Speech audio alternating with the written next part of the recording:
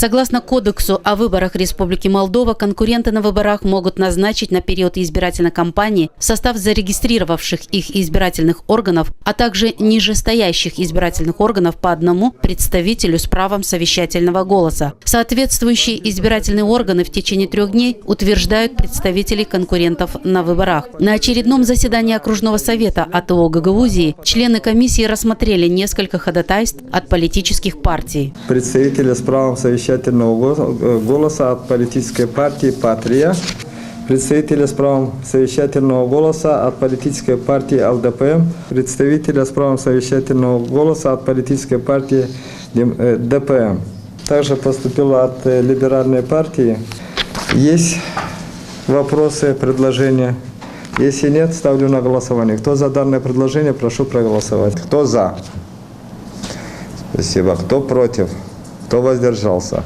Принято единогласно. Члены окружного совета АТО Гагаузии единогласно проголосовали за утверждение в состав окружного совета представителей от политформирований, принимающих участие в парламентских выборах с правом совещательного голоса. Предложенные для утверждения лица должны иметь право избирать и быть избранным. На сегодняшний день я представляю Демократическую партию в окружном избирательном совете.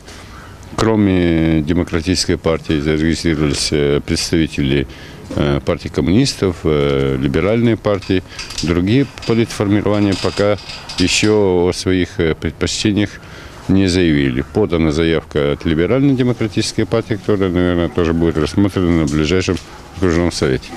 Главная задача для того, чтобы комиссия работала честно, граждане и партии были уверены в том, что предстоящие 30 ноября выборы пройдут честно, так как положено по кодексу о выборах.